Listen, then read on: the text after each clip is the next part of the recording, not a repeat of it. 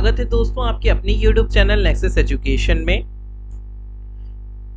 Agree pro batch में शान से पढ़ाई टॉपर्स की गैंग। तो चलिए बिना समय गवाए स्टार्ट करते हैं अपने डेली जो क्लासेस हमारी लगती हैं, डेली डोज अपने एग्रीकल्चर क्लास का। तो जिसमें कि सबसे पहले अपना क्वेश्चन आता है कि what is the primary function of phosphorus absorbed by plants. कि फास्फोरस का प्राइमरी फंक्शन क्या है प्लांट्स में, जब प्लांट्स उसे अब्सॉर्ब कर लेता है तो उसका प्राइमरी फंक्शन क्या है। आपके आगे ऑप्शन है, एक मिनट दीजिएगा, पहले हम एक नया स्केच चुनते हैं।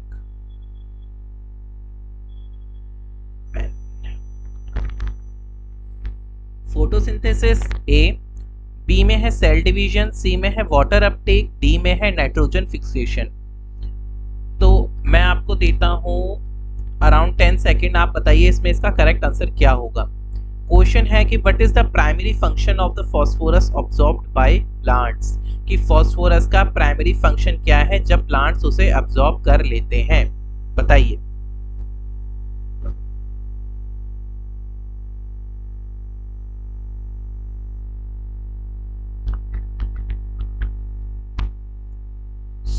आपका टाइम अप हो चुका है। तो जो करेक्ट आंसर है, correct answer is cell division. Cell division is the correct one. Cell division क्या है, प्राइमरी फंक्शन जो होता है फास्फोरस का जब उसे प्लांट अब्सॉर्ब कर लेता है वो होता है सेल डिवीजन। ठीक है, तो अब हम आगे बढ़ते हैं। अब देखिए जो भी टर्म्स यहाँ पे लिखी हुई हैं उसे हमने एक्सप्लेन कर रखा है। जैसे कि हमने यहाँ पे फोटोसिंथेसिस लिखा है, वाटर अपटेक लिखा है, नाइट्रोजन फिक्सेशन लिखा है, सेल डिवीजन लिखा है, क्योंकि क्वेश्चन में से ही क्वेश्चन आते हैं। तो चलिए जो हमने ये टर्म्स दी थी इनके बारे में थोड़ा बहुत समझते हैं कि फोटोसिंथेसिस क्या है। Photosynthesis is the process by which green plants, algae and some bacteria convert light energy usually from the sun into chemical energy stored in glucose. Photosynthesis क्या है, पौधे जो हरे पौधे होते हैं, ग्रीन प्लांट्स होते हैं, जो एल्गी होते हैं और कुछ बैक्टीरिया जो होते हैं वो क्या करते हैं, जब लाइट एनर्जी को कन्वर्ट कर देते हैं। और वो लाइट एनर्जी कहाँ से होती है यूजुअली, वो लाइट एनर्जी यूजुअली होती है सन साइड से, सन से। कहाँ से, सन से। Into chemical energy, into chemical energy stored in glucose. तो उसे हम क्या बोलते हैं, उसे हम बोलते हैं फोटोसिंथेसिस। क्या बोलते हैं हम उसे, फोटोसिंथेसिस बोलते हैं। अब बात करते हैं हम सेल डिवीजन की। Cell division is a fundamental process in biology whereby a single parent cell divides to produce 2 और मोर डॉटर सेल्स। अब सेल डिवीजन कई तरीके के होते हैं, तो जिसमें कि सबसे पहले हमने पहले ये जानेंगे कि सेल डिवीजन होता क्या है। देखो इस सेल डिवीजन क्या है, एक फंडामेंटल प्रोसेस है। भाई ये होना बहुत जरूरी है, फंडामेंटल प्रोसेस है इन बायोलॉजी, जहाँ पे सिंगल पेरेंट प्लांट जो होता है वो डिवाइड हो जाते हैं टू प्रोड्यूस 2 और मोर डॉटर सेल। समझ में आया। अब तीसरा पॉइंट क्या था हमारा, तीसरा था water Uptake. Water Uptake, water Uptake कुछ नहीं है, इसलिए एक प्रोसेस है जिसमें कि प्लांट क्या करते हैं, एब्जॉर्ब करते हैं वाटर को from soil through their roots. जब प्लांट अपने रूट्स के थ्रू जो पानी जो होता है उसको अब्सॉर्ब कर लेता है उसको हम बोलते हैं वाटर अपटेक। क्या बोलते हैं हम उसे, वाटर अपटेक बोलते हैं। फोर्थ वन था नाइट्रोजन फिक्सेशन। अब नाइट्रोजन फिक्सेशन क्या है, एक वाइटल, वाइटल बोले तो इम्पॉर्टेंट, एक इम्पॉर्टेंट बायोलॉजिकल प्रोसेस है जिसमें कि जो एटमॉस्फेरिक नाइट्रोजन है, हमारे जो एटमॉस्फेयर है उसमें काफी मात्रा में क्या है, नाइट्रोजन है। तो क्या ये सारी नाइट्रोजन हम यूज कर सकते हैं, नहीं, हम लोग सिर्फ वही नाइट्रोजन यूज कर सकते हैं जिसको अपने क्या हो, फिक्स हो रखी हो, जो कि क्या हो, कन्वर्ट हो रखी हो, ताकि उसे प्लांट अपटेक कर सके। उसे हम डायरेक्टली यूज नहीं कर सकते, ना ही प्लांट उसे डायरेक्टली अपटेक कर सकते हैं। तो नाइट्रोजन फिक्सेशन क्या है, एक वाइटल बायोलॉजिकल प्रोसेस है, ठीक है, जिसमें कि एटमॉस्फेरिक नाइट्रोजन को क्या करता जाता है, फिक्स किया जाता है, कन्वर्ट किया जाता है अमोनिया में और अदर नाइट्रोजन कंटेनिंग कंपाउंड। ठीक है, that can be utilized by plants, that can be utilized by plants. This conversion of atmospheric nitrogen into a form that plant can use is essential because most plant cannot directly utilize atmospheric nitrogen gas. अब ये nitrogen fixation होना जरूरी क्यों है? वो इसलिए जरूरी है ताकि जो नाइट्रोजन गैस को प्लांट क्या कर सकते हैं, एटमॉस्फेयर में जो प्रेजेंट है उसे डायरेक्टली यूटिलाइज नहीं कर सकते, इसलिए उसका कन्वर्ट होना बहुत ज़्यादा ज़रूरी होता है। तो उसी जो एटमॉस्फेरिक नाइट्रोजन को कन्वर्ट होना किस में, अमोनिया में, और फिर वो नाइट्रोजन कंपाउंड में जो कि प्लांट यूज कर सके, उसी को क्या बोलते हैं, नाइट्रोजन फिक्सेशन बोलते हैं। समझ में आया आपको नाइट्रोजन फिक्सेशन? तो चलिए अब हम आगे बात करते हैं अपने क्वेश्चन नंबर 2 की। अब क्वेश्चन नंबर 2 क्या कहता है हमारा? क्वेश्चन नंबर 2 कहता है which of the following is a type of symbiotic relationship between two organism in which both partners benefit. मतलब ये आपको कुछ क्या है, रिलेशनशिप्स के नाम दे रखे हैं, पैरासिटिज्म, कमेंसलिज्म, म्यूचुअलिज्म, प्रीडेशन। अब इनमें से, इन चारों में से कौन सा ऐसा रिलेशनशिप है जो कि क्या हो, सिम्बायोटिक रिलेशनशिप हो, मतलब जो दोनों ऑर्गेनिज्म, जो भी दो ऑर्गेनिज्म इस रिलेशनशिप में हो, वो दोनों पार्टनर क्या हो, फायदे में हो, बेनिफिट में हो। तो चलिए बताइए इसका सही आंसर क्या होगा।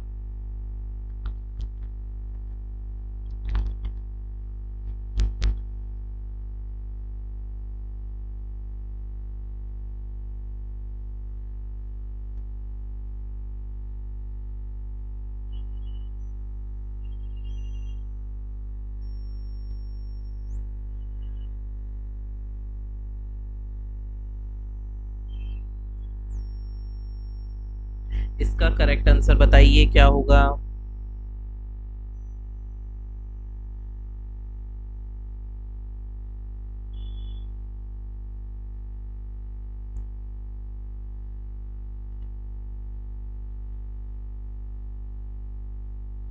इसका करेक्ट आंसर होगा सी, म्यूचुअलिज्म। क्या होगा करेक्ट आंसर? सी होगा, म्यूचुअलिज्म। अब भाई इसमें इतने सारे हम लोगों को क्या दे रखे हैं, रिलेशनशिप्स के नाम दे रखे हैं, जैसे कि पैरासिटिज्म, कमेंसलिज्म, म्यूचुअलिज्म, प्रीडेशन। अब ये क्या है? अब हमें म्यूचुअलिज्म तो पता चल गया कि इसमें दोनों पार्टनर क्या होते हैं, बेनिफिट में होते हैं। अब बाकी के बचे क्या हैं, तो चलिए जानते हैं अब हम उनके बारे में। तो सबसे पहले बात आती है पैरासिटिज्म की। किसकी बात आती है? पैरासिटिज्म की बात आती है। पैरासिटिज्म क्या है? Is a symbiotic relationship between two organism where one organism called the parasite benefit at the expense of other organism called the host. The parasite derives nutrient और other resource from the host, often causing harm और negative effect to the host health.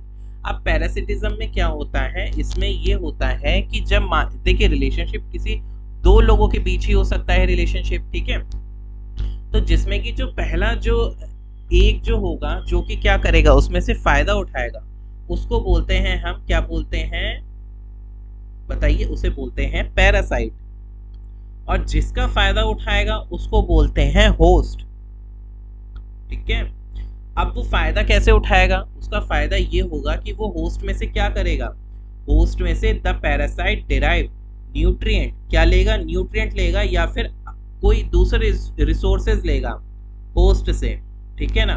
और क्या करेगा, जो host को क्या करेगा, negative effect देगा, किसकी, होस्ट की हेल्थ को क्या करेगा, नेगेटिव इफेक्ट देगा, ठीक है। तो उसको क्या बोलते हैं, पैरासिटिज्म बोलते हैं। मतलब ये कि एक जन फायदे में रहेगा, एक जन नुकसान में रहेगा। इसको ऐसे भी आप याद कर सकते हैं। एग्जाम्पल ऑफ पैरासाइट क्या है, इंक्लूड टेपवर्म, टिक्स। आप मान लीजिए ना, आप किसी के भी सर में जो टिक्स हो जाते हैं, डॉगीज के हो जाते हैं, ये क्या है, ये पैरासिटिज्म के वो है। क्योंकि ये किसी, क्या डॉगी को कोई फायदा देते हैं? नहीं देते, उल्टा क्या करते हैं, डॉगी का खून चूसते हैं। अब हम लोग अपने आप को ही देख ले रहे हैं, हमारे सिर पे क्या हो जाती है, जुएं हो जाती हैं, लाइस, कीड़े हो जाते हैं छोटे छोटे। वो क्या करते हैं, हमारा खून पीते हैं, बदले में हमें कोई फायदा देते हैं? नहीं देते, उल्टा क्या करते हैं, हमें खुजली और कर देते हैं। तो क्या है, एक तरीके से हमें नुकसान होता है जिस वजह से। तो क्या है, उसका तो फायदा हो रहा है, उसका तो भाई खाना पानी आराम से चल रहा है, लेकिन क्या हो रहा है, हमें क्या हो रहा है, दिक्कत हो रही है, परेशानी हो रही है। उसको तो अपना न्यूट्रिएंट मिल रहा है हमारी तरफ से, तो हम क्या है, उसके लिए होस्ट है, और वो क्या है, हमारे लिए पैरासाइट है। तो ये क्या है, एग्जाम्पल है पैरासिटिज्म की, ठीक है। some species of plant that obtain nutrient from other plant through their roots। अब कुछ ऑर्गेनिज्म ऐसे भी हैं, वो स्पीसीज क्या क्या करते हैं कि वो जो न्यूट्रिएंट्स जो होते हैं वो प्लांट के रूट से भी लेते हैं। कुछ ऐसे पैरासाइट भी होते हैं। अब ये कमेंसलिज्म क्या होता है? Commensalism is a type of symbiotic relationship between two organism. अभी देखिए, रिलेशनशिप किसी दो ही लोगों के बीच में होगा, दो ही ऑर्गेनिज्म के बीच में होगा, जिसमें कि where one organism benefit while the other organism is neither benefit nor harm। अब देखिए भाई, पैरासाइट में तो एक जन का फायदा हो रहा था, एक जन नुकसान में था, लेकिन कमेंसलिज्म में क्या होगा? एक जन फायदे में रहेगा और दूसरे जो होस्ट है उसका ना तो नुकसान होगा और ना ही क्या होगा? फायदा होगा। ना ही नुकसान होगा, ना ही फायदा होगा। तो ये बात करी हमने कमेंसलिज्म की। In commensalism one organism known as the commensal benefits from the association. अब जो व्यक्ति फायदा ले रहा है, जो भी पार्टनर, दो लोगों में हो रखा है ये रिलेशनशिप, तो जिसको फायदा हो रहा है उसको क्या बोलते हैं भाई? पैरासिटिज्म में उसे पैरासाइट बोलते हैं, कमेंसलिज्म में उसे क्या बोलते हैं? कमेंसल बोलते हैं। क्या बोलते हैं उसे? कमेंसल बोलते हैं। Benefit from the association while the other organism, जबकि दूसरा ऑर्गेनिज्म जो कि होस्ट है, जो कि अनअफेक्टेड है, मतलब उसका ना तो फायदा हो रहा है ना ही क्या हो रहा है? उसका नुकसान हो रहा है। ठीक है, तो वो क्या है? वो क्या है? उसको क्या बोलेंगे? होस्ट बोलेंगे। एग्जाम्पल ऑफ कमेंसलिज्म क्या है? Bird nesting in a tree.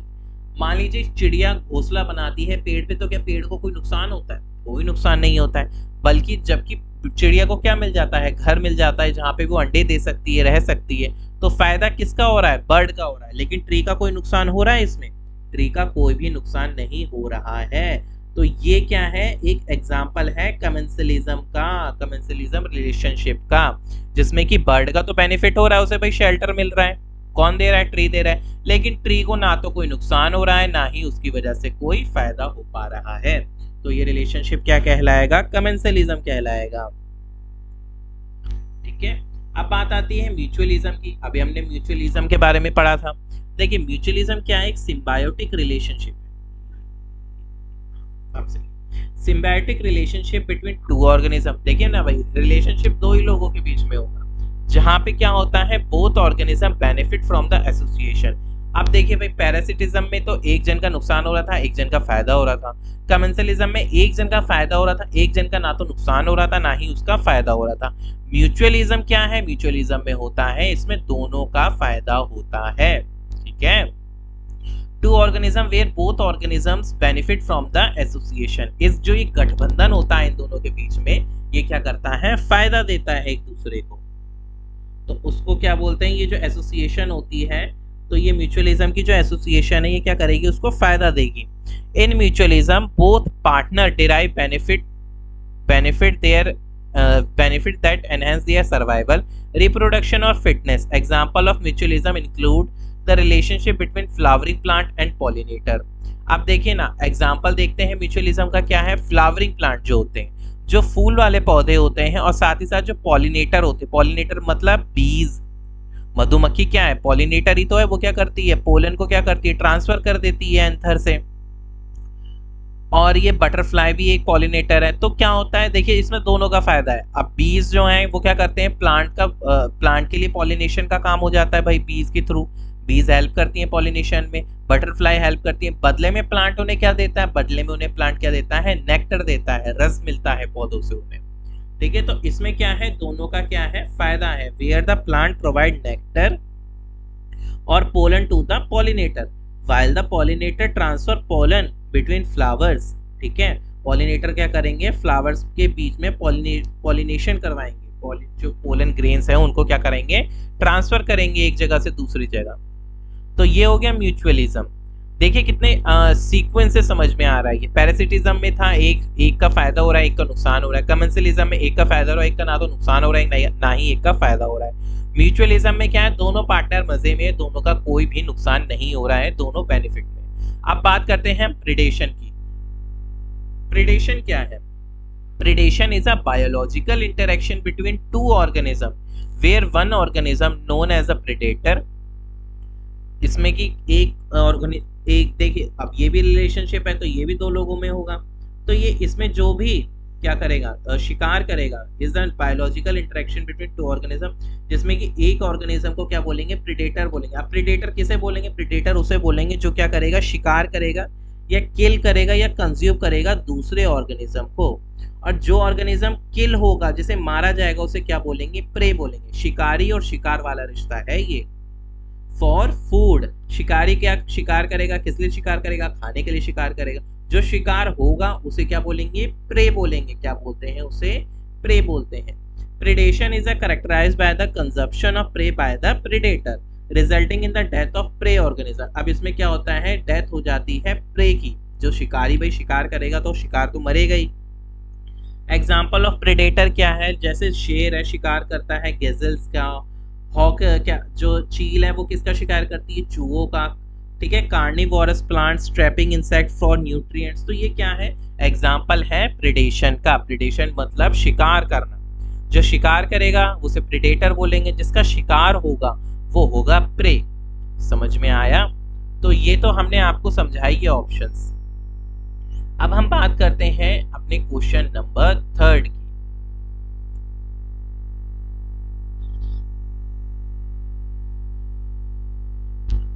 Question number 3 है, which of the following is a method of seed treatment that involves soaking seeds in a hot water bath to stimulate germination and kill seed-borne pathogens। बताइए कि इसमें से कौन सा ऐसा method है seed treatment का जिसमें कि हम सीड को सोक करते हैं, मतलब भिगो के रखते हैं गर्म पानी में, ताकि उसमें क्या हो, जर्मिनेशन हो, मतलब उसमें से किले फूटे और साथ ही साथ जो सीड बॉर्न डिजीज है, पैथोजन है, वो भी मर जाएं।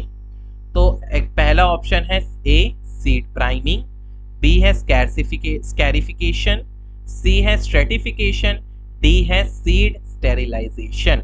मैं आपको थोड़ा टाइम देता हूं और आप मुझे जवाब बताइए कमेंट सेक्शन।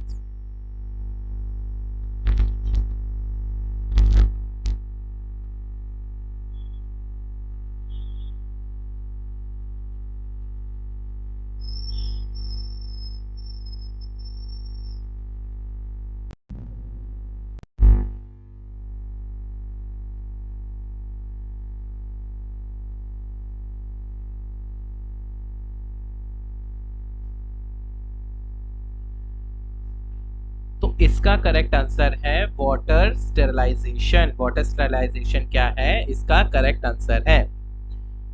आप जानते हैं, अब इसमें ढेर सारी टर्म्स दे रखी हैं, जैसे कि सीड प्राइमिंग, स्कैरिफिकेशन, स्ट्रेटिफिकेशन। अब भाई ऐसा तो नहीं है कि हमने जो ये क्वेश्चन पूछा है सिर्फ वही आए। अब ये जो हमें ऑप्शंस दे रखे हैं इनमें से भी तो क्रॉस क्वेश्चनिंग हो सकती है। तो चलिए जानते हैं अब इनके बारे में। सबसे पहले आता है सीड प्राइमिंग। सीड प्राइमिंग आता है सबसे पहले। इसका हाइलाइटर एक बार चेंज कर लेते हैं। देखिए सीड प्राइमिंग क्या है, seed priming is a pre sowing seed treatment technique used to enhance seed germination. मतलब ये वो टेक्निक होती है जिसमें कि क्या करते हैं, हम सीड को बोने से पहले उसको क्या करते हैं, हम पानी में सोक करके रखते हैं, पानी में भिगो करके रखते हैं, ताकि क्या हो, ताकि उसमें जो जर्मिनेशन है वो अच्छी तरीके से हो। एंड सीडलिंग एस्टेब्लिशमेंट, और सीडलिंग का जो एस्टेब्लिशमेंट है वो भी अच्छे से हो। In seed priming seeds are soaked, pen ले लेता हूँ, एक मिनट दीजिएगा, हाइलाइटर से पेन ले लेता हूँ। अब क्या है, seeds are soaked in water और solution containing nutrients, growth regulator और other beneficial substance for a specific period. एक समय के लिए, तय समय के लिए क्या करते हैं, हम बीजों को भिगो कर रखते हैं पानी में या एक सोल्यूशन में, जिसमें कि क्या होते हैं, न्यूट्रिएंट्स होते हैं या फिर ग्रोथ रेगुलेटर या फिर बेनिफिशियल सब्सटेंस होते हैं। मतलब वो सब्सटेंस जो क्या करें, सीड को, बीज को फलित होने में क्या करें, फायदा करें। ठीक है, usually ranging from a few hours to few days. अब ये जो स्पेसिफिक टाइम क्या हो सकता है, कुछ घंटों से लेके कुछ दिनों तक का हो सकता है। This process hydrate the seeds and initiate the early stage of germination. अब ये क्या करती है, ये प्रोसेस क्या करती है, जो बीजों को क्या करती है, उस बीजों में इनिशिएट कर देती है जर्मिनेशन। मतलब क्या, किले फूटना शुरू हो जाते हैं without allowing the seed to fully sprout. Primed seeds जो होते हैं वो ड्राई करे जाते हैं to their original moisture content before sowing. ठीक है, जो प्राइम सीड जो होते हैं वो सुखाए जाते हैं and then dried back to their original moisture. Seed priming helps improve the uniformity and speed of germination. मतलब ये, अब आप मान लीजिए आपने सीड प्राइमिंग करी है, बीजों को आपने क्या ऐसे सब्सटेंस में रखा, वाटर सॉल्यूशन, वाटर में रखा, ये किसी सॉल्यूशन में रखा जो न्यूट्रिएंट थे जिसमें, या फिर ऐसे सब्सटेंस जो कि क्या थे, हेल्पफुल थे सीड्स के लिए। तो वो क्या करेंगे प्लांट्स में, जब सीड्स सो, आप क्या करोगे फील्ड में उसे सो करोगे या फिर उसमें बोगे, तो वो क्या करेंगे, जो बीज है वो एक साथ ही क्या होंगे, जर्मिनेट होंगे।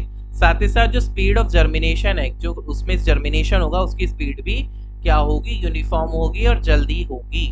Enhance seedling vigour and promote early crop establishment. अब क्या होता है, जो सीड का जो साइज है, सीडलिंग का जो साइज होता है वो भी अच्छा होता है, साथ ही साथ जो क्रॉप में जो एस्टेब्लिशमेंट होती है वो भी पहले हो जाती है, जिससे क्या होता है कि किसानों को बहुत ज्यादा फायदा होता है, पर्टिकुलरली अंडर अनफेवरेबल कंडीशन। और साथ ही साथ ये किस में सबसे ज्यादा काम आती है, अनफेवरेबल कंडीशन में। जिस आप वो अनफेवरेबल कंडीशन क्या है, या तो सूखा पड़ जाना हो सकता है या फिर मिट्टी का सलाइन होना भी क्या है, अनफेवरेबल कंडीशन है। तो ऐसे समय पे क्या करते हैं, सीड प्राइमिंग बहुत काम आती है।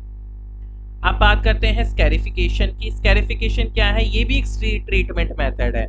इसमें क्या करते हैं, हम सीड को सोन करते हैं। तब क्यों करते हैं, अब देखिए इसमें पर्पस अलग है। इसमें हम सीड को इसलिए सोन करते हैं ताकि जो सीड कोट हो वो क्या पड़ जाए, वीक पड़ जाए, या फिर जो सीड के बाहर जो हार्ड आउटर लेयर है वो क्या हो जाए, वीक हो जाए, जिस वजह से क्या हो, प्रमोट हो, क्या, सीड जर्मिनेशन प्रमोट हो, क्या हो, सीड जर्मिनेशन प्रमोट हो। Seed with hard or impermeable seed coat may have dormancy mechanism that prevent germination until specific condition are met। अब कुछ सीड ऐसे होते हैं जो कि जिनका सीड कोट काफी ज्यादा हार्ड होता है, या फिर सीड उनमें जो डोरमेंसी का मैकेनिज्म होता है वो जब ही टूटता है। डोरमेंसी का मतलब होता है कि अनएक्टिव कंडीशन होती, इनएक्टिव कंडीशन होती है सीड की। अब जब कुछ ऐसी स्पेसिफिक कंडीशन आती हैं, फेवरेबल कंडीशन आती है सीड के लिए, तभी वो क्या होते हैं, डोरमेंसी टूटती है और सीड में क्या हो पाता है, जर्मिनेशन हो पाता है। तो स्कैरिफिकेशन क्या है, ये भी एक मेथड है जिस वजह से क्या होता है, जो वो सीड कोट है, हार्ड कोट है, वो क्या हो जाता है, ब्रेक हो जाता है, जिस वजह से सीड जर्मिनेशन अच्छे से हो जाता है। Scarification technique include mechanical method. Scarification technique में कुछ कुछ मैकेनिकल मेथड भी होते हैं, जैसे कि स्क्रैचिंग और निकिंग द सीड कोट, या मतलब अपने हाथों से ही छील देना बीजों के जो ऊपर जो कोट होता है वो, या फिर सैंड पेपर जो होता है उस पर घिसना उसे, ठीक है, या फिर किसी ऐसे कठोर मटेरियल से घिसना जिस वजह से क्या हो, उसका जो सीड का जो हार्ड कोट है वो क्या हो जाए, वीक हो जाए। ठीक है, chemical scarification involve treating seed with acid या फिर अल्कलाइन सॉल्यूशन, ताकि क्या हो, उसका जो बाहर जो सीड कोट है वो क्या हो, डिसॉल्व हो जाए। अब मैनुअली में तो क्या करेंगे हम लोग, सैंड पेपर का यूज करेंगे या फिर हाथों से छील देंगे या ऐसे मटेरियल पे घिसेंगे उसे, ताकि सीड कोट क्या हो, वीक हो जाए। लेकिन अगर हम केमिकल स्कैरिफिकेशन करेंगे तो उसमें सीड को किससे ट्रीट करेंगे, एसिड से ट्रीट करेंगे, अल्कलाइन सॉल्यूशन से ट्रीट करेंगे, ताकि सीड्स कोट क्या हो, सॉफ्ट हो जाए या फिर डिसॉल्व हो जाए। स्कैरिफिकेशन क्या करता है, एनहेंस करता है water and oxygen uptake by seed, allowing them to germinate more readily and uniformly. इससे क्या होगा, जो सीड जो है एनहेंस होगा, वाटर और ऑक्सीजन अपटेक अच्छे से ले पाता है, मतलब सीड जो है वाटर और ऑक्सीजन उस तक अच्छे से पहुंच पाता है। साथ ही साथ वो अलाउ करता है ताकि उसमें जर्मिनेशन जल्दी हो और यूनिफॉर्मली हो, एक साथ हो सबका। ठीक है, स्ट्रेटिफिकेशन क्या है, स्ट्रेटिफिकेशन के बारे में जानते हैं।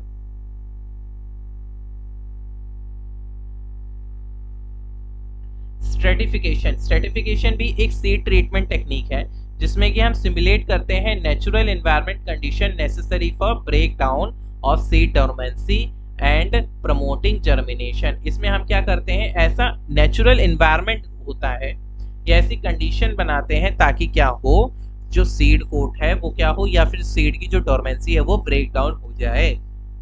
Many seed particularly those of woody plants Many seeds, particularly those of woody plant, shrub और perennial, require exposure to cold climate. तो जब उसे मान लीजिए कुछ बीज ऐसे होते हैं जो ठंडे जो इन्वायरमेंट होता है लो टेम्परेचर में ही क्या होते हैं ग्रो कर पाते हैं, जर्मिनेट हो पाते हैं, तो उसको क्या बोलते हैं, कोल्ड स्ट्रेटिफिकेशन बोलते हैं। या फिर फ्लक्चुएटिंग टेम्परेचर हो, कमता बढ़ता हो, मॉइस्ट स्ट्रेटिफिकेशन बोलते हैं उसे, जिसमें या तो टेम्परेचर उसे कभी ज्यादा चाहिए कभी कम चाहिए, तो उसे क्या बोलते हैं, मॉइस्ट स्ट्रेटिफिकेशन चाहिए बोलते हैं। लो टेम्परेचर चाहिए तो कोल्ड स्ट्रेटिफिकेशन बोलते हैं। To overcome dormancy and initiate germination, ताकि उसमें क्या हो, डोरमेंसी से वो निकल पाए, बाहर निकल पाए और उसमें जर्मिनेशन हो पाए। ठीक है। कोल्ड स्ट्रेटिफिकेशन में जो बीज होते हैं उन्हें लो टेम्परेचर में रखा जाता है, ये कहो कम से कम नियरली फ्रीजिंग पॉइंट तक रखा जाता है।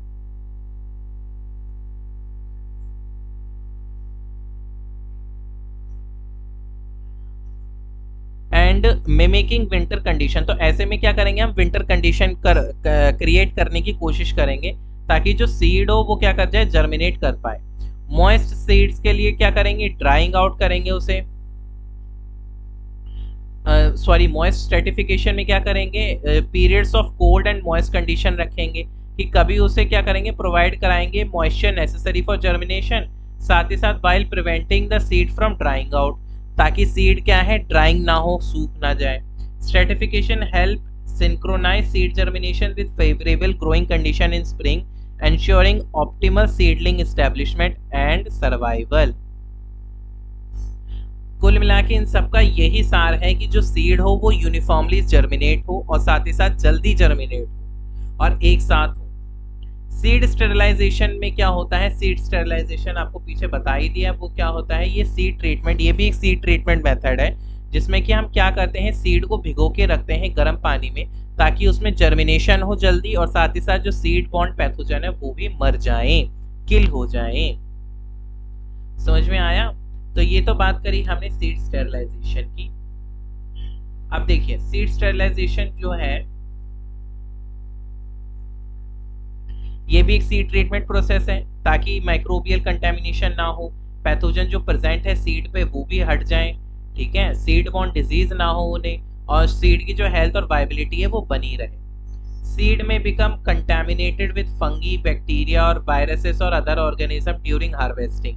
हार्वेस्टिंग के दौरान जो बीज होते हैं वो उसमें क्या लगे होते हैं, या तो फंगी, बैक्टीरिया, ये कई तरीके के वायरसेस होते हैं। तो जब हम उसे स्टेरिलाइज करते हैं तो ये सब चीजें क्या होती हैं, हट जाती हैं, जिससे क्या होता है, सीड की वाइबिलिटी बढ़ जाती है, which can compromise seed quality, जिस वजह से सीड क्वालिटी पे असर पड़ता है, साथ ही साथ उसके जर्मिनेशन पर भी असर पड़ता है।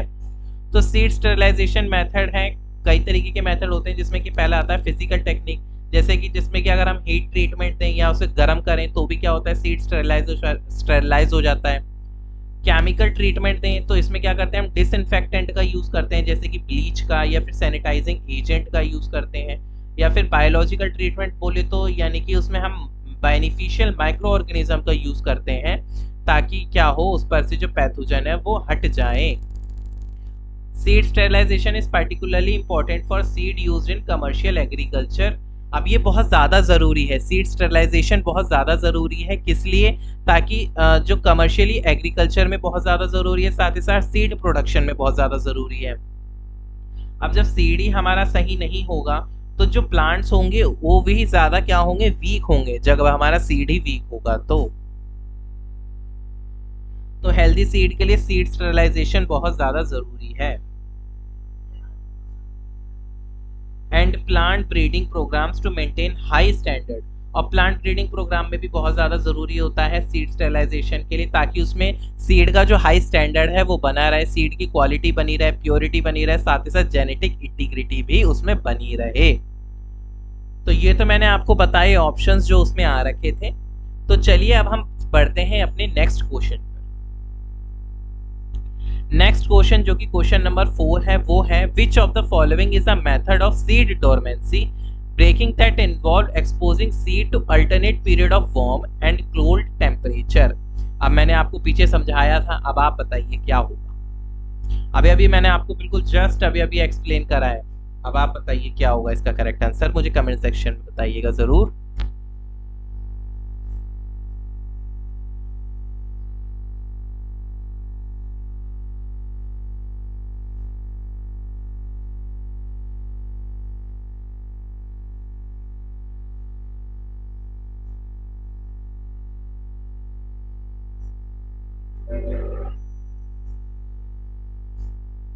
इसका जो करेक्ट आंसर है वो है स्ट्रेटिफिकेशन। क्या है सही आंसर? स्ट्रेटिफिकेशन। अभी मैंने आपको बताया था ना कि सीड को हम अल्टरनेट पीरियड में रखते हैं, कि कभी गर्म में रखते हैं या फिर कई कभी क्या होता है सीड को क्या करते हैं कोल्ड टेम्परेचर में रखते हैं, हाई टेम्परेचर या फिर लो टेम्परेचर में रखते हैं, ताकि क्या हो उसकी डोरमेंसी ब्रेक डाउन हो जाए, मतलब जो इनएक्टिव कंडीशन है सीड की वो हट जाए और वो सीड क्या हो जर्मिनेट हो जाए, तो उसको बोलते हैं स्ट्रेटिफिकेशन बोलते हैं। अब यहाँ पे कितनी सारी टर्म्स दे रखी हैं, स्कैरिफिकेशन, इम्बाइबेशन, जर्मिनेशन, तो अब चलिए जानते हैं इन सब टर्म्स के बारे में। स्कैरिफिकेशन क्या होता है? स्कैरिफिकेशन होता है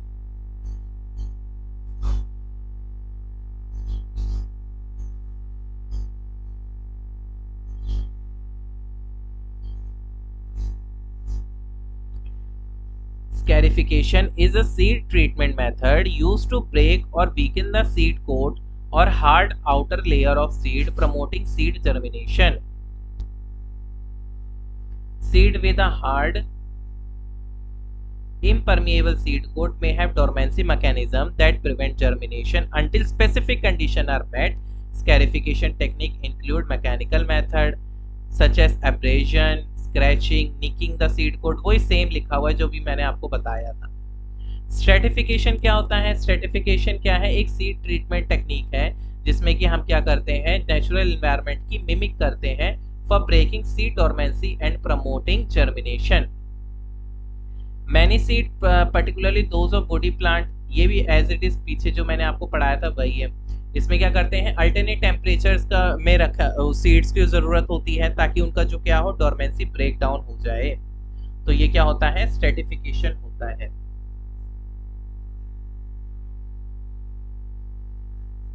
अब बात करते हैं इम्बाइबेशन। इम्बाइबेशन क्या है? Is the process by which seed absorb water and sweat. Imbibition में क्या होता है जो सीड्स होते हैं उनको अगर भिगोया जाता है तो वो क्या हो जाते हैं स्वेल हो जाते हैं, मोटे मोटे सूज जाते हैं, फूल जाते हैं एक तरीके से, तो उसको क्या बोलते हैं इम्बाइबेशन बोलते हैं। Initiating the early stages of germination when seeds are placed in contact with water, the dry seed coat absorb water. वो जो क्या होता है जब उन्हें पानी में रखा जाता है तो जो ड्राई सीड कोट होता है, भाई सूखे होंगे, भिगोएंगे तभी तो वो भीगेंगे, जब हम उन्हें भिगोते हैं तो जो सीड कोट होता है वो पानी को क्या करता है एब्सॉर्ब कर लेता है थ्रू ऑस्मोसिस। ऑस्मोसिस प्रोसेस के थ्रू क्या करता है उसे एब्सॉर्ब कर लेता है, जिसके कारण क्या होता है सीड जो होते हैं वो स्वेल हो जाते हैं, फूल जाते हैं।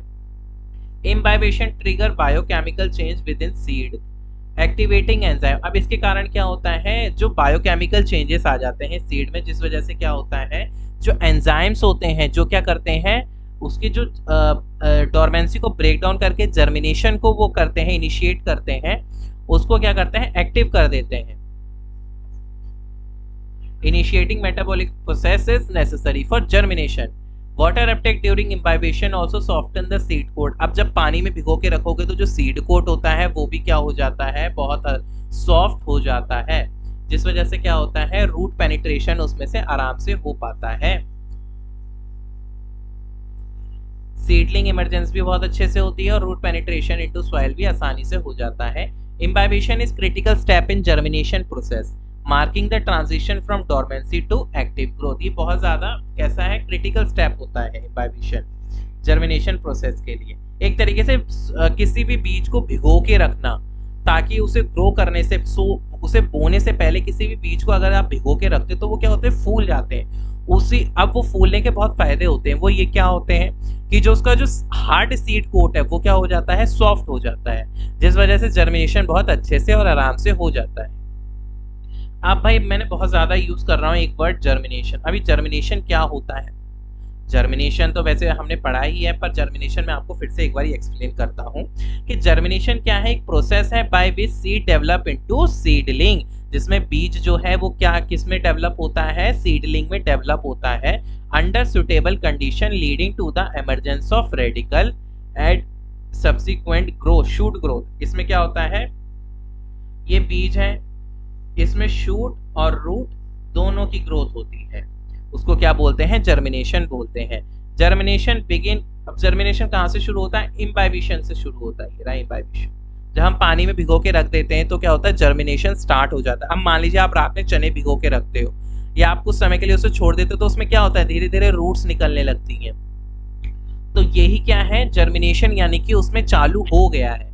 तो इम्बाइबिशन भी क्या है, कहाँ से शुरू होता है, जर्मिनेशन कहाँ से शुरू होता है, इम्बाइबिशन से, फॉलोड बाय एक्टिवेशन, जिसमें कि क्या होता है, मेटाबॉलिक प्रोसेस जो होती है एक्टिव हो जाती है जब हम किसी भी बीज को पानी में भिगो कर रखते हैं। As the embryo resume growth, अब क्या होता है, एम्ब्रियो में ग्रोथ हो रही होती है तो रेडिकल इमर्ज फर्स्ट, सबसे पहले रेडिकल निकलता है और एंकर करता है, मतलब सीड को क्या करता है, सपोर्ट देता है मिट्टी में, ताकि वो क्या कर सके, पानी और न्यूट्रिएंट उसमें से एब्जॉर्ब कर सके। दिस इज, अब फिर क्या निकलता है, जब रेडिकल निकल गया तो उसके बाद क्या निकलेगा, हाइपोकोटाइल निकलता है, जो कि एम्ब्रायोनिक स्टेम होती है, और कोटिलेडन जो होते हैं वो सीड के क्या बनते हैं, लीव्स बनते हैं अबव द सॉइल सरफेस। मतलब इतना जो हाइपोकोटाइल जो होता है, और साथ ही साथ ये जो कोटिलेडन होता है जो कि सीड लीव बनता है, ये कहाँ, मिट्टी के ऊपर रहते हैं above the soil surface. Germination is influenced by factors such as, अब जर्मिनेशन कई फैक्टरों पे डिपेंड करता है, जैसे कि temperature, moisture, light, oxygen availability, with each species having specific germination requirement tailored to their natural habitat and ecological niche। मतलब ये कि हर बीज का अपना अलग हिसाब है, अलग अलग तरीके से क्या होते हैं, वो जर्मिनेट होते हैं। कुछ बीज को भिगोने की भी जरूरत नहीं होती है, वो ऐसे ही जर्मिनेट हो जाते हैं। कुछ बीज जो होते हैं जिनके सीड कोट हार्ड होते हैं, उन्हें भिगो के रखने की जरूरत होती है, ठीक है। तो सबका अपना अपना अलग अलग हिसाब है जर्मिनेशन का। तो ये मैंने आपको समझाई कुछ टर्म्स, स्कैरिफिकेशन, स्ट्रेटिफिकेशन, इम्बाइबिशन और साथ ही साथ जर्मिनेशन। अब हम बढ़ते हैं अपने नेक्स्ट क्वेश्चन की तरफ। नेक्स्ट क्वेश्चन है, which of the following is a method of non chemical pest control that involve using sound waves to detect pest. मतलब ये कि ऐसा कौन सा non chemical pest control method है जिसमें कि हम साउंड वेव का यूज करते हैं पेस्ट को कंट्रोल करने में, बताइए। पहला ऑप्शन है एक, pheromone trapping, second one is biopesticide application, third one is ultrasonic paste repellent और डी इज क्रॉप रोटेशन, बताइए।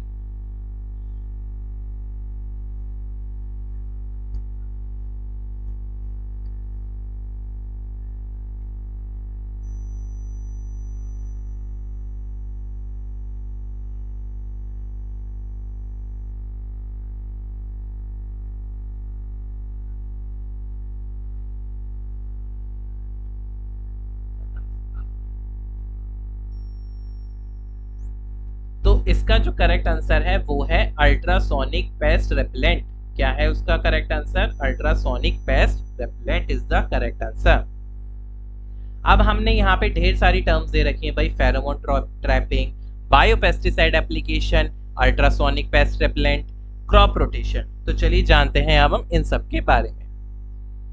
अब भाई सबसे पहला आता है फेरोमोन ट्रैपिंग। अब फेरोमोन ट्रैपिंग होता क्या है, फेरोमोन ट्रैपिंग होता है, ये एक टेक्निक है जिसमें कि क्या करते हैं, जो कि कहाँ यूज होती है, इंटीग्रेटेड पेस्ट मैनेजमेंट में यूज होती है to monitor and control insect pest. ये कहाँ यूज होती है, इंटीग्रेटेड पेस्ट कंट्रोल जो मैनेजमेंट होता है उसमें यूज होते हैं, ताकि हम मॉनिटर कर सकें, साथ ही साथ कंट्रोल कर सकें पेस्ट को। इंसेक्ट रिलीज, अब देखिए कुछ इंसेक्ट होते हैं जो कि रिलीज करते हैं फेरोमोन्स। फेरोमोन्स क्या होते हैं, केमिकल सिग्नल्स होते हैं। वो क्या करते हैं, केमिकल सिग्नल क्या करते हैं, कम्युनिकेट करते हैं, जिस वजह से जो इंसेक्ट होते हैं इन केमिकल सिग्नल्स के थ्रू क्या कर पाते हैं, एक दूसरे से बातचीत कर पाते हैं। खाने के लिए ढूंढने से लेके अपनी एक टेरिटरी बनाने से लेके मेटिंग तक के लिए ये क्या करते हैं, फेरोमोन्स का यूज करते हैं। कौन यूज करता है, इंसेक्ट यूज करते हैं। अब सिंथेटिक वर्जन जो होता है इनका फेरोमोन का, वो क्या करता है, अट्रैक्ट करता है पेस्ट को। अब मान लीजिए कोई खुशबू है जिससे क्या करते हैं इंसेक्ट बहुत ज्यादा अट्रैक्ट होते हैं, तो हम क्या करेंगे, उस खुशबू को लाएंगे, आर्टिफिशियली उसको तैयार करके लगाएंगे, एक ट्रैप के थ्रू उसको क्या कर सकते हैं, यूज कर सकते हैं। अब सिंथेटिक वर्जन उसका लेके आएंगे उन फेरोमोन का, ताकि क्या हो, इंसेक्ट हो जो ये पेस्ट हो वो क्या हो, अट्रैक्ट हो और ट्रैप हो जाए, और जिस वजह से इनका जो मेटिंग साइकिल है या फिर जो उनकी पॉपुलेशन है वो क्या हो, कम हो जाए।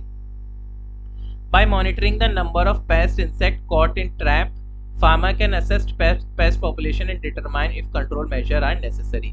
अब इसके थ्रू क्या कर सकता है किसान जो है वो पेस्ट की पॉपुलेशन को मॉनिटर भी कर सकता है, मतलब ये कि पता लगा सकता है कि भाई इस पेस्ट की पॉपुलेशन ज़्यादा है कि कम हो गई है, कि मुझे अब और कोई ट्रीटमेंट करने की ज़रूरत है कि नहीं है। अब फेरोमोन ट्रैपिंग क्या है? Is a specific to certain pest reducing the need for broad spectrum pesticide and minimizing harm to beneficial insect. अब इनसे क्या फायदा होता है? देखो फेरोमोन ट्रैपिंग का बहुत फायदा है। पहला फायदा ये भाई इसमें क्या होता है, एक तो ये पेस्टिसाइड्स का यूज नहीं है, साथ ही साथ जो बेनिफिशियल इंसेक्ट हैं वो भी बच जाते हैं। अब हम जब पेस्टिसाइड्स का यूज करते हैं तो वो क्या करते हैं, जो हार्मफुल इंसेक्ट है, पेस्ट जो है उन्हें तो मारते ही मारता है, साथ ही साथ जो बेनिफिशियल इंसेक्ट है उन्हें भी मार डालते हैं। लेकिन फेरोमोन ट्रैपिंग में क्या होगा, ऐसा नहीं होगा। जो हार्मफुल पेस्ट होंगे सिर्फ वही मारे जाएंगे और जो बेनिफिशियल इंसेक्ट हैं उनको कुछ भी नहीं होगा। अब बात करते हैं बायोपेस्टिसाइड एप्लीकेशन की। अब बायोपेस्टिसाइड्स क्या होता है?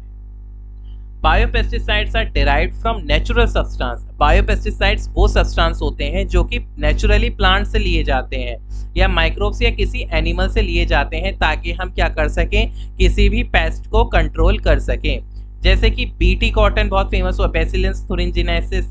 अब bacterium effective against caterpillar and certain beetle and neem oil derive from the neem tree. जैसे कि नीम का तेल हम यूज करते हैं जो कि नीम ट्री से ले सकते हैं, तो नीम ऑयल क्या है? बायोपेस्टिसाइड है। क्या हमने इसे कहां से लिया है? हमने इसे ट्री से लिया है। और किस लिए लिया है? पेस्ट को कंट्रोल करने के लिए लिया है। समझ में आया? तो ये क्या है? बायोपेस्टिसाइड्स होते हैं जो कि किसी भी पेड़ से या किसी माइक्रोब्स या किसी ऑर्गेनिज्म से लिया जाता है ताकि हम किसी भी पेस्ट को कंट्रोल कर सकें। Biopesticides are often low toxicity to human. अब देखिए भाई इसमें क्या होता है, लो टॉक्सिक होते हैं ह्यूमन के लिए और साथ ही साथ बेनिफिशियल होते हैं ऑर्गेनिज्म के लिए, making them environment friendly alternative to synthetic pesticide. Synthetic pesticides की तरह ये क्या करते हैं, उनसे अपोजिट होते हैं। ये क्या होते हैं? इन्वायरमेंट फ्रेंडली होते हैं।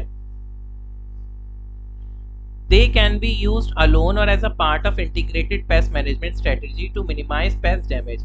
अब ये भी एक तरीके से इंटीग्रेटेड पेस्ट मैनेजमेंट में यूज होता है। अब बात करते हैं हम अल्ट्रासोनिक पेस्ट रेपेलेंट की। अब ये अल्ट्रासोनिक पेस्ट रेपेलेंट क्या है? अल्ट्रासोनिक पेस्ट रेपेलेंट क्या है? इलेक्ट्रॉनिक डिवाइस है, इन्हें ऐसे डिजाइन किया गया है ताकि ये हाई फ्रीक्वेंसी छोड़ते हैं। इनमें से ये इलेक्ट्रॉनिक डिवाइस होते हैं जिसमें से कि हाई फ्रीक्वेंसी निकलती है, साउंड वेव्स निकलती हैं, हाई फ्रीक्वेंसी की साउंड वेव्स निकलती हैं, जिस वजह से क्या होते हैं, जो कि अनप्लीजेंट होती है पेस्ट के लिए, जैसे रोडेंट, इंसेक्ट और बर्ड के लिए क्या होती हैं, अनप्लीजेंट होती है। मतलब ये उन्हें बर्दाश्त नहीं कर पाते, जिस वजह से वो क्या करते हैं, वहां से भाग जाते हैं। The idea of this sound wave disrupt the paste communication. अब ये जो अब इतना शोर होता है, तो जब बहुत ज़्यादा शोर होता है तो हम आपस में भी बात नहीं कर पाते। ठीक वही उन्हीं के साथ होता है, जब बहुत ज़्यादा शोर होता है तो जो पेस्ट होते हैं वो आपस में बातचीत नहीं कर पाते हैं, जिस वजह से क्या होता है, उन्हें दिक्कत आती है फीडिंग में, मीटिंग बिहेवियर में, साथ ही साथ एक जगह से दूसरी जगह जाने में भी उन्हें दिक्कत होती है। However, the effectiveness of ultrasonic pest repellent is debated। लेकिन ये अभी भी क्या है, कहीं ना कहीं चर्चा में है। With some suggesting limited efficacy in repelling pest। लेकिन ये अभी भी उतना कारगर नहीं है, कहीं ना कहीं अभी भी इस पर ये जो मेथड है इस पे अभी भी एक डिबेट चल रही है कि ये उतना यूजफुल है कि नहीं। Factors such as frequency, intensity and the specific species of pest may influence the device effectiveness। Ultrasonic pest repellent are often used in home. अब जो ये अल्ट्रासोनिक पेस्ट रेपेलेंट है, इन्हें हम घरों में, गार्डन में या वेयर हाउस में भी यूज कर सकते हैं as an alternative to chemical pesticide. Chemical pesticide की जगह हम इनका यूज कर सकते हैं पेस्ट को कंट्रोल करने के लिए। अब बात आती है क्रॉप रोटेशन की। क्रॉप रोटेशन क्या है? क्रॉप रोटेशन एक फार्मिंग प्रैक्टिस है जहाँ पे डिफरेंट क्रॉप्स को ग्रो किया जाता है सीक्वेंस में in a same piece of land. तो ये तो बात करी मैंने इसको किसकी, क्रॉप रोटेशन की। अब इसका फायदा क्या होता है? ये एक तो भाई सबसे बड़ा फायदा ये है कि पेस्ट के जो और डिजीज का साइकिल को ये इंटरप्ट कर देता है। ठीक है, पेस्ट और क्या करता है, जो डिजीज का जो साइकिल चल रहा है जिसके बहुत फेवरेबल हो गए हैं, जिस वजह से वो उसको क्या करता है, क्रॉप रोटेशन डिसरप्ट कर देता है। जैसे कि प्लांटिंग लेग्यूम्स, अब दलहन फसलें लगाने से क्या होता है सीरियल क्रॉप्स के साथ में वो नाइट्रोजन को फिक्स कर देती हैं, जिस वजह से जो नाइट्रोजन की जो जरूरत है सिंथेटिक नाइट्रोजन का यूज ना करते हुए हम लोग क्या कर सकते हैं उसको बिना नाइट्रोजन फर्टिलाइजर के भी सो कर सकते हैं। अब rotating crop with different root structure can improve soil health. अब अलग देखिए जब हम क्रॉप रोटेशन में क्या करते हैं, मान लीजिए कुछ क्रॉप्स ऐसी होती हैं जो डीप रूटेड होती हैं, कुछ सेमी डीप रूटेड होती हैं। तो ये क्या करती हैं, ये जो क्रॉप्स होती हैं जब हम डिफरेंट डिफरेंट रूट स्ट्रक्चर की क्रॉप्स लगाते हैं तो वो क्या करती हैं, इंप्रूव करती हैं सॉइल की हेल्थ को, स्ट्रक्चर को, और जो इरोजन होता है उसको भी रोकती हैं और न्यूट्रिएंट साइक्लिंग को भी एनहेंस करते हैं। एडिशनली क्रॉप रोटेशन क्या करते हैं, ब्रेक कर देता है वीड साइकिल को by utilizing crop that suppress the growth और हैविंग डिफरेंट वल्नरेबिलिटी। तो ये तो बात करी मैंने आपको ऑप्शंस पढ़ाए। अब हम बात करते हैं क्वेश्चन नंबर 6 की। What is the term for the process of water movement from soil into plant root. उस प्रोसेस को, एक जो प्रोसेस है जिसमें कि जो वाटर का मूवमेंट होता है सॉइल का प्लांट रूट में, उसको क्या बोलते हैं। ट्रांसपिरेशन, ऑस्मोसिस, इम्बाइबिशन या फिर अब्जॉर्प्शन, बताइए।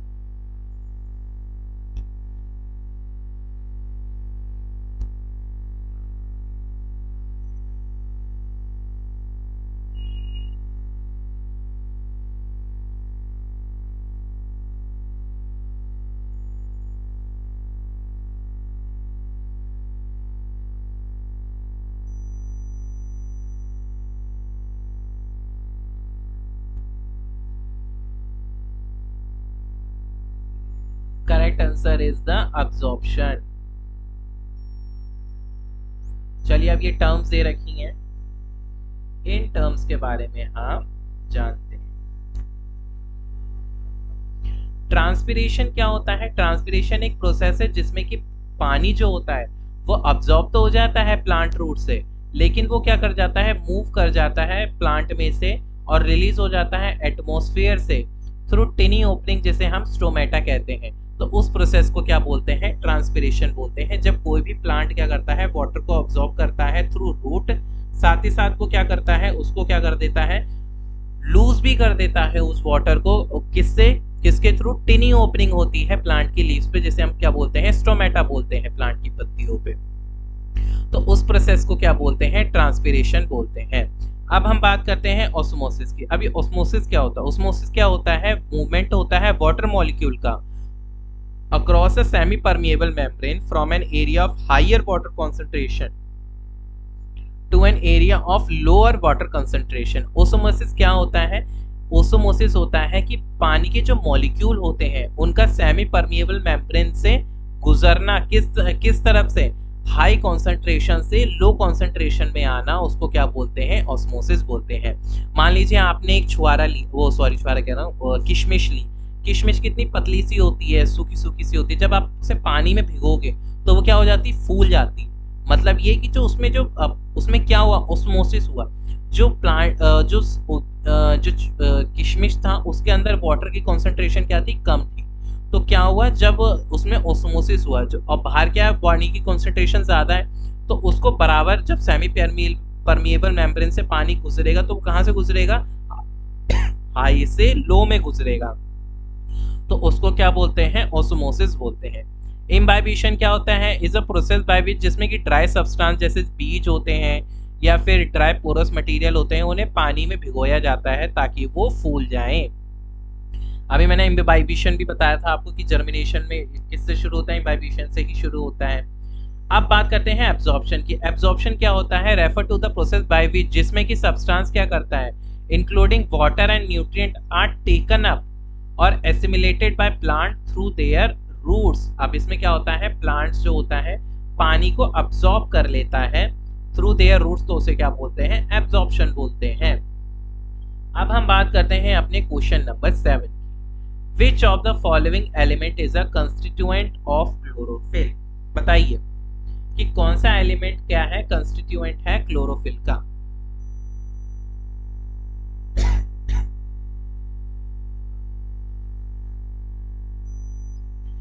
Correct answer is the magnesium. Magnesium is the correct answer. कि जो क्लोरोफिल में जो एलिमेंट होता है, कंस्टिट्यूएंट जो मेन एलिमेंट जो होता है वो होता है मैग्नीशियम होता है।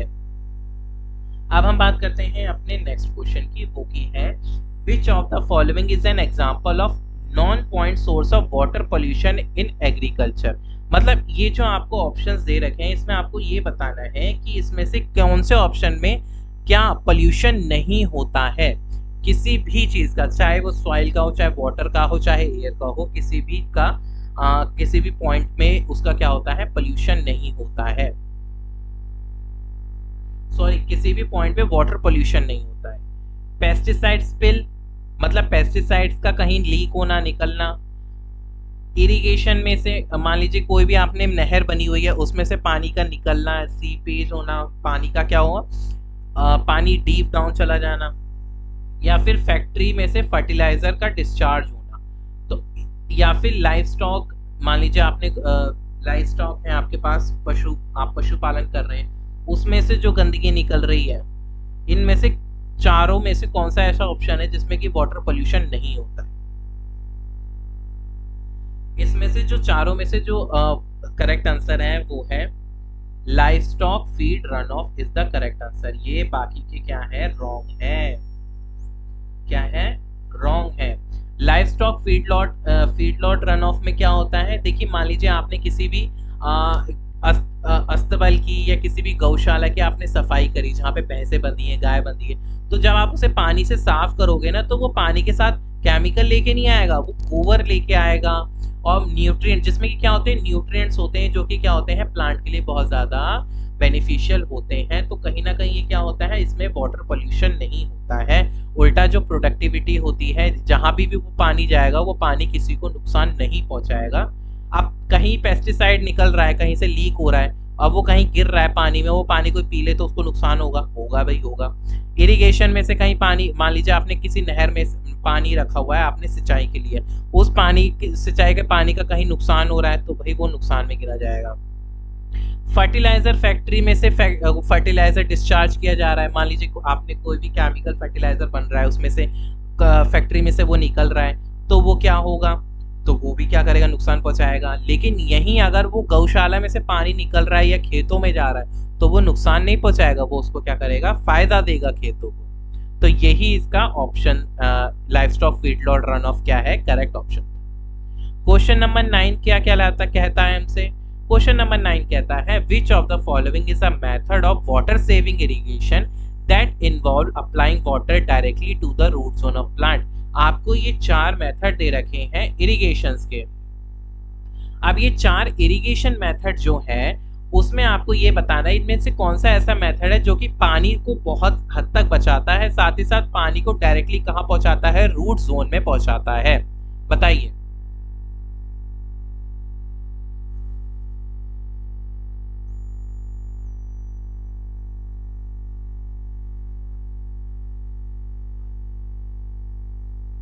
तो इसका जो करेक्ट आंसर होगा वो होगा drip irrigation is the correct answer. क्या होगा, बूंद बूंद सिंचाई जिसे बोलते हैं वो है इसके लिए बिल्कुल करेक्ट आंसर। तो चलिए अब हम बढ़ते हैं अपने नेक्स्ट क्वेश्चन की तरफ। क्वेश्चन नंबर 10 हमसे क्या कहता है, which of the following is a method of weed control, खरपतवार का नियंत्रण करना, that involve the use of plant derived substance to inhibit weed growth. मतलब ये कि हम उस मेथड को क्या बोलते हैं, वो मेथड कौन सा मेथड है जिसमें कि हम खरपतवार का नियंत्रण करते हैं, वो भी उस चीज से नियंत्रण करते हैं जो कि वो सब्सटेंस कहाँ से हो, प्लांट से लिया गया हो, किसी पौधे से लिया गया हो, ताकि हम क्या कर सके, खरपतवार को कंट्रोल कर सके, उनकी जो ग्रोथ है उसको इनहिबिट कर सके, कम कर सके। ऑप्शन ए है केमिकल हर्बिसाइड, ऑप्शन बी है मैकेनिकल कल्टीवेशन, ऑप्शन सी है बायो हर्बिसाइड, या फिर डी फ्लेम वीडिंग। बताइए।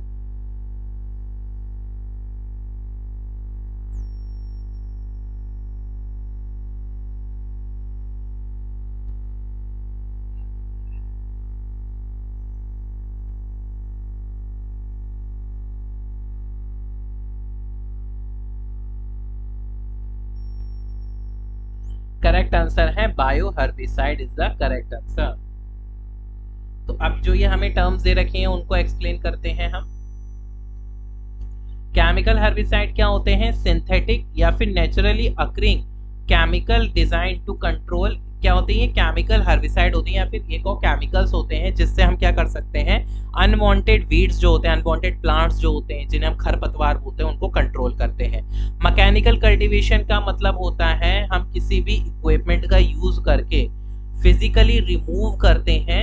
मैकेनिकल कल्टीवेशन को मैकेनिकल वीडिंग भी बोलते हैं। इसमें हम किसी भी इक्विपमेंट का यूज करके मैकेनिकली मतलब फिजिकली क्या करते हैं, किसी भी खरपतवार को उसको उसकी जड़ से निकालते हैं या उखाड़ फेंकते हैं। Remove weeds from soil surface और disturb their growth. Bio herbicides क्या होते हैं? इसका मैंने आपको आंसर बता दिया ना। बायो हर्बिसाइड क्या होते हैं? नेचुरल और माइक्रोबियल बेस्ड प्रोडक्ट होता है deriving from living organism. Bio herbicide क्या होते हैं? वो प्रोडक्ट होते हैं जो कि लिविंग ऑर्गेनिज्म से मिलते हैं, जैसे कि फंगाई, बैक्टीरिया या प्लांट एक्सट्रैक्ट, ताकि हम क्या कर सकते हैं, वीड को कंट्रोल कर सकते हैं। फ्लेम वीडिंग क्या होता है? Flame weeding is also known as thermal weed control. इसमें हम क्या करते हैं, हीट का यूज करते हैं, heat generated by propane torch. एक तरीके से हम क्या करते हैं, वीड को क्या करते हैं, फ्लेम के थ्रू जला देते हैं, जिस वजह से वीड को क्या कर सकते हैं, हम मार देते हैं और उन्हें कंट्रोल करते हैं। तो ये थी हमारे आज की क्लास। अगर आपको हमारी आज की क्लास अच्छी लगी हो तो प्लीज ज्यादा से ज्यादा हमारे चैनल को शेयर करें, लाइक करें और प्लीज प्लीज प्लीज आपके प्यार की बहुत ज्यादा जरूरत है। प्लीज हमारे चैनल को सब्सक्राइब करना ना भूलें। Thanks for watching.